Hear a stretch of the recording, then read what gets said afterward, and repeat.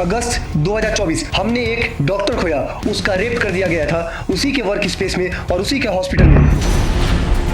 उसके बाद भी जुडिशरी सिस्टम पूरे के तरीके से शांत रही। और इस बार है दिसंबर 2024, एक और केस वायरल होता है पूरे सोशल मीडिया में और भारत के अंदर, जहां पर बेंगलोर का एक इंसान सुसाइड कर लेता है। लेकिन उसके पीछे सुसाइड करने का रीजन क्या था? हमेशा 99% जो है मैरिजेस में पुरुषों का ही दोष होता है। बेंगलोर का आईटी एम्प्लॉय सुसाइड करने से पहले एक 81 मिनट का वीडियो रिकॉर्ड करता है और 24 पेज का डॉक्यूमेंट अपलोड करता है। 24 page note before taking his own life. और उसका लास्ट मैसेज उसके वाइफ के लिए ये था कि this ATM is close permanent. Bharat में एक ट्रेंड चलता है ना कि कोई भी केसेस या कुछ भी होते हैं कुछ दिन तक वायरल होते हैं और सबके जुबान पे होते हैं। तो हर बार की तरह इस बार भी बेंगलोर का केस पूरे जगह ट्रेंड चल रहा है और एक हैशटैग की तरह पूरे इंस्टाग्राम सोशल मीडिया पे ट्रेंडिंग में है,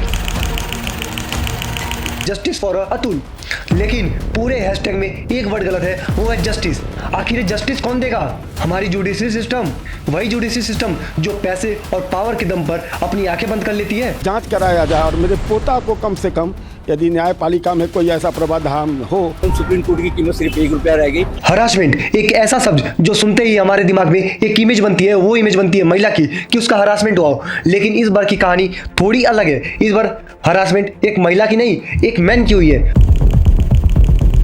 हर बार तो कभी मंत्री, कभी बिल्डर और कभी पैसे वाले लोग कानून का दुरुपयोग दिखाते थे, लेकिन इस बार निकिता ने भी दिखा दिया है कि कानून का दुरुपयोग कैसे करते हैं। 24 पेज नोट। नमस्कार, हम नया भारत, मैं आपका सनातन सेकुलर अखिलेश पांडे।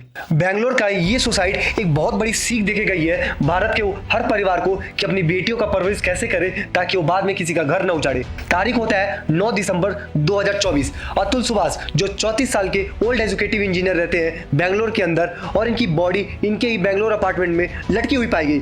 और इन्होंने जब सुसाइड किया तब इन्होंने एक वीडियो रिकॉर्ड किया और 24 पेज का डॉक्यूमेंट अपलोड किया। और जो ये वीडियो रिकॉर्ड किए थे उसका टाइटल दिए थे the ATM is close permanently. ये बात अगर एक हस्बैंड अपनी वाइफ को बोल रहा है तो केस कितना क्रिटिकल होगा और कितना क्रूशियल होगा कि वो अपने वाइफ से तंग होकर सुसाइड कर लिया। लेकिन केस में बस यही ट्विस्ट नहीं है, केस में आगे बहुत बड़ी ट्विस्ट आती है जो आप लोग भी अगर समझेंगे तो आपको भी बहुत चीजें सिखाएगी। एक माँ बाप अपने बच्चों को किस तरीके से पालते हैं और उन्हें बड़ा करके कॉलेज भेजते हैं, और वही बच्चा जब कॉलेज में पहुंचता है तो प्लेसमेंट लेता है ताकि वो बेस्ट आईटी सिटी में जाए, बैंगलोर, नोएडा, और वहाँ पे जाके एक अच्छी पैकेज ले और अपने माँ बाप के साथ खुशी रहे। लेकिन वही सुभाष के साथ नहीं हुआ। कॉलेज के हर बच्चे को बेस्ट पैकेज चाहिए और बेस्ट सिटी में जॉब चाहिए, लेकिन क्यों? डिप्रेशन के लिए, एक सुसाइड के लिए, या कोर्ट कचहरी के चक्कर काटने के लिए? अगर ये सब बच चुका हो तो क्या अपनी लाइफ स्पॉइल करने के लिए? ये बातें मैं नहीं बोल रहा हूँ, ये बातें अतुल सुभाष की सुसाइड बता रही है। निकिता जो अतुल सुभाष की एक्स वाइफ थी, उसने ये बहुत अच्छे तरीके से दिखा दिया कि कानून का दुरुपयोग कैसे करते हैं और इसी का मिसयूज करके किसी को कितना झेला सकते हैं। निकिता ने भारत का वही जुडिशरी सिस्टम यूज किया, वही जुडिशरी सिस्टम जब एक बिल्डर की औलाद 2 लोगों की हत्या कर देता है तो उसे 300 वर्ड का एक ऐसे लिखवाती है। वही जुडिशरी सिस्टम जो कोलकाता में एक डॉक्टर के रेप केस के जस्टिस नहीं दिला पाई, निकिता ने वेल मेंटेन तरीके से जुडिशरी सिस्टम का यूज किया और अतुल का सुसाइड करवाया। अतुल तक ये बात सीमित नहीं रही, उसके माँ बाप को भी कोर्ट कचहरी का चेहरा दिखाया और उसके भाई जो दिल्ली में रहते थे उनका क्या कसूर था, उनको भी इस मामले में घसीटा और उनको भी पूरे के पूरे केस में अच्छे तरीके से फंसाया। और जब मैं अतुल सुभाष की 1 घंटे की वीडियो देख रहा था तब मेरे आंखों में भी आंसू आ गए कि किसी के साथ ऐसा भी हो सकता है कि उसकी वाइफ आके उसी की लाइफ स्पॉइल कर दे। हम शादी क्यों करते हैं? ताकि हमारा लाइफ पार्टनर हमारे साथ हमारे फैमिली के लिए वेल मेंटेन रहे और आगे हमारी जिंदगी को और आगे बढ़ाए। लेकिन निकिता ने अतुल की पूरी जिंदगी बर्बाद कर दी। एक्चुअल में एक प्रॉपर इन्वेस्टिगेशन और एक प्रॉपर टीम ही बता पाएगी कि गलती किसकी थी और कितनी थी, क्योंकि अगर मैं अतुल की वीडियो के भी अकॉर्डिंग बताऊंगा तो आपको भी कुछ बातें सही लगेंगी, कुछ बातें गलत। मैंने अतुल सुभाष के 1 घंटे की वीडियो देखी और मुझे पूरे के पूरे वीडियो में सच्चाई नजर में आ रही थी और मैं अतुल के साथ खड़ा हूँ। अतुल सुभाष ने जो 81 मिनट का वीडियो अपलोड किया था, जो 24 पेज का डॉक्यूमेंट अपलोड किया था, उसमें क्या क्या ऐसे एलिगेशन थे जो निकिता पे लगाए थे, आइए डिस्कस करते हैं। उसी एलिगेशन में से पहला एलिगेशन था, निकिता ने कोर्ट को ये बताया कि उसके फादर की जो डेथ हुई थी वो अतुल सुभाष की वजह से हुई थी। एक्चुअली उसके फादर की डेथ 2019 में हुई थी और अतुल ने बताया था कि उसके फादर की ऑलरेडी हेल्थ कंडीशन 10 साल पहले बेकार थी और एम्स में दवा चल रहा था। ये पूरा केस जौनपुर फैमिली कोर्ट में 2022 में रजिस्टर्ड होता है कि अतुल सुभाष ने निकिता के फादर की डेथ करवाई है। मतलब 2019 और 2022 टोटल 3 साल का गैप, और उसके बाद भी इस पूरे केस को कोर्ट द्वारा खारिज कर दिया जाता है। लेकिन जौनपुर की कोर्ट और जौनपुर की जज एक बार भी निकिता के खिलाफ एक्शन नहीं लिया कि उसने फर्जी केस क्यों किए जब उसका कोई एविडेंस ही नहीं था। दूसरा केस है अननेचुरल सेक्स। मतलब सोचने वाली बात है, एक वाइफ अपने हस्बैंड पर ये केसेस भी लगा सकती है। इस पे भी बहुत सारा जस्टिफिकेशन अतुल सुभाष ने वीडियो में दिया है। मैं वीडियो का लिंक डिस्क्रिप्शन में डाल दूंगा, अगर आपके पास टाइम हो तो जाके देख सकिएगा। लेकिन जो उसने बातें बोली इसके बारे में अननेचुरल सेक्स में, वो शायद मैं कैमरे पे नहीं बोल पाऊंगा। और यहाँ पे भी एक ट्विस्ट होता है, अननेचुरल सेक्स का भी कोई भी एविडेंस या सर्टिफिकेट निकिता कोर्ट में नहीं सबमिट कर पाती है और ना ही प्रूफ कर पाती है कि अतुल ने उसके साथ अननेचुरल सेक्स किया। उसके बाद भी कोर्ट इस केस को आगे बढ़ाती रही। निकिता ने जो तीसरा केस किया था अतुल सुभाष पे, वो था धारा 498 आईपीसी का। धारा 498 ये वही धारा है जो कितने माँ बाप की बेटे को उनकी जिंदगी बर्बाद कर दिया, कितने की जिंदगी छीन लिया। उसी जिंदगी में से एक जिंदगी अतुल सुभाष की भी थी। अगर किसी का डाइवोर्स होता है तो पहले से लड़की वाले एक केस के लिए तैयार होते हैं, वो केस होता है दहेज उत्पीड़न। और ठीक हर केस की तरह इस बार भी निकिता के फैमिली वालों ने जैसे डाइवोर्स हुआ तैसे एक केस डाला कोर्ट में, वो था दहेज उत्पीड़न।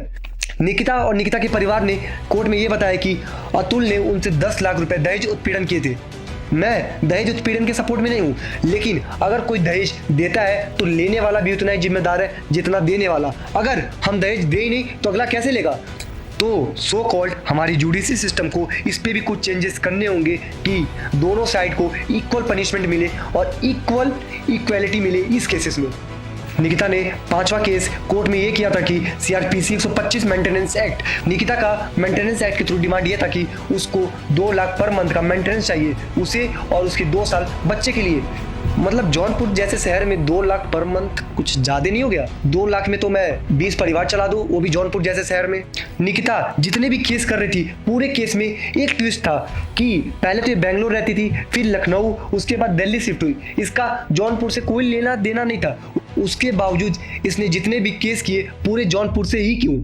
निकिता ने जो 6वां केस किया था वो केस था हिंदू मैरिज एक्ट के थ्रू धारा 113, और ये केस भी हर बार की तरह इस बार भी जौनपुर में ही था और जौनपुर के फैमिली कोर्ट में। और यहाँ की जज थी रीता कौशिक। जब कोर्ट में इनसे रीजन पूछा गया हिंदू मैरिज एक्ट लगाने का, तो निकिता का जवाब ये था कि ये केस इनके एडवोकेट ने बिना बताए लगाया। ऐसे निकिता जी थोड़ा एडवोकेट का नंबर दीजिएगा, क्योंकि मुझे भी ऐसे एडवोकेट की जरूरत है जो कम पैसों में ज्यादा काम करे। मतलब मैं भी एक्वायर कर लूंगा, कभी केस वेस हुआ तो मैं भी कम पैसों में ज्यादा धाराएं लगा दूं। ऐसे ही तो वकील चाहिए सबको। चलिए हमने ये भी एक्सेप्ट कर लिया कि आपके एडवोकेट ने फालतू केसेस लगाए हैं अतुल पर। लेकिन निकिता जी एक मिनट, आप भी पढ़े लिखों में से गंवा रहे हैं कि आप टोटली गंवा रहे हैं?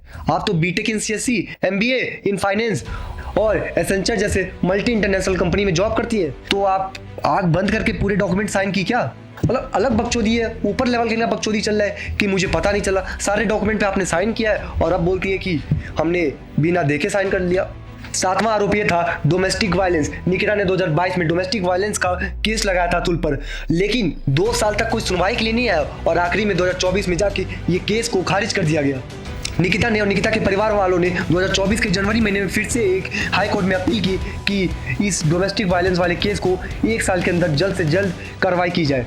मतलब पहले तो खुद आप 2 साल तक डेट पे नहीं आती है और जितने सुनवाई हुई थे डोमेस्टिक वायलेंस पे उस पर आप एब्सेंट रहती है। बाद में आप ही हाई कोर्ट से अपील करती है कि इस पे एक्शन लिया जाए, वो भी 1 साल के अंदर। फिर आप 2 साल तक कहाँ थी? और भी बहुत सारे केसेस लगाए गए थे अतुल पर, 49A, 504, 506, 323। अगर हम पूरे केस को मिलाएं तो पूरा केस निकलता है 10, और ये पूरे 10 केस एक आदमी पर लगाए गए थे, वो भी 2 साल के अंदर। मतलब आज के समय पे अगर एक केस लड़ना हो तो उसमें कितने पैसे खर्चे आते हैं, ट्रैवल में, एडवोकेट को करने में, पूरा कोऑर्डिनेशन बैठाने में। एक आदमी जो बेंगलोर जैसे आईटी सिटी में रह अपनी जॉब करता है और सुनवाई के लिए उसे बार बार जौनपुर आना पड़ता है, जो प्रॉपर कनेक्शन नहीं है। उसने ट्रैवल में, एडवोकेट में, टाइम मैनेजमेंट में, कोऑर्डिनेशन में और भी कितने सारे खर्चे किए, लेकिन उसकी बातों को एक बार भी नहीं सुना गया। और जब उसने अपने ही बच्चे से मिलने के लिए एक केस की तो रीता कौशिक ने इस केस को भी ठुकरा दिया। अंत में 9 दिसंबर को उसने 81 मिनट का वीडियो रिकॉर्ड किया और 24 पेज का एक डॉक्यूमेंट अपलोड किया। बाद में उसने सुसाइड कर लिया। अतुल के सुसाइड के पीछे 5 नाम थे। पहले तो निकिता, दूसरा निकिता के भाई और तीसरा निकिता के मदर। एक मेन नाम होता है, वो नाम होता है रीता कौशिक, जो जौनपुर फैमिली कोर्ट की जज थी। अतुल सुभाष ने यह भी बताया कि एक बहुत ही करप्ट और एक इरेगुलेटरी जज है, जो कभी टाइम से जजमेंट नहीं सुनाती है और जो पूरा जजमेंट होता है टोटली पैसों पर बेस्ड होता है। अतुल ने यह भी बताया कि रीता कौशिक का जो क्लर्क होता है वो एक डेट लेने के लिए 500 रुपए से लेकर कितने हजारों तक रुपए लेता है। अगर किसी को डेट चाहिए तो पहले घूस खिलाए, वो भी जज के सामने। मतलब रीता कौशिक पूरा जुडिशरी सिस्टम का एक कठपुतली बना के नचा रही है और पूरा जजमेंट सिर्फ और सिर्फ पैसों के दम पर सुना रही है। तो सुसाइड का अगर मेन पॉइंट बोला जाए और मेन रीजन बोला जाए तो ये है, ध्यान से सुनिएगा। जब निकिता ने कोर्ट में 1 करोड़ से लेकर 3 करोड़ का एलिमोनी डिमांड करती है अतुल से, तब वहाँ की जज बोलती है तुम्हारे पास होंगे तभी तो मांग रही है। अच्छा ये बात हुई, मतलब मैं 5 करोड़ किसी से मांगू, भले सो भिखारी हो, लेकिन अगर मैं उससे मांग रहा हूँ तो उसके पास होगा। मतलब तुम जज हो या कुछ और। जब कोर्ट के अंदर अतुल ने ये बताया कि निकिता सारी आरोप फर्जी लगा रही है और इसी वजह से कितने मर्द सुसाइड करते हैं, निकिता का ये रिप्लाई था कि तुम क्यों नहीं कर ले रहे सुसाइड। इसी बात को सुन के रीता कौशिक रिएक्शन देती है स्माइल का। तो मेरे अकॉर्डिंग यही पॉइंट है और यही मेन रीजन है सुसाइड का।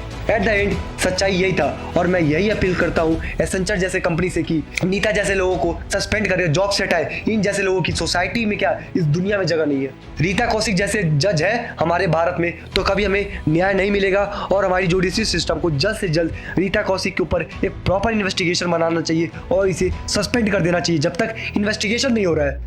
वीडियो बना के यूट्यूबर कर ही क्या लेंगे, एक्टिविस्ट होते हैं। एक अगर एक सर्कल है तो यहाँ पर एक वेव होती है ना, एक मीडियम के थ्रू ही प्रोपोगेट करती है। तो बस एक यूट्यूबर की जो बातें होती हैं एक मीडियम तक ही सीमित रहती है और जो मीडियम के ऊपर की बातें होती है वो एक नेता डिसाइड करता है, वो एक जज डिसाइड करता है, जो लॉ डिसाइड बनाता है वो डिसाइड करता है। बाकी आप लोग भी समझदार है। आज के लिए इतना ही, मिलते हैं जल्द, तब तक के लिए राम राम।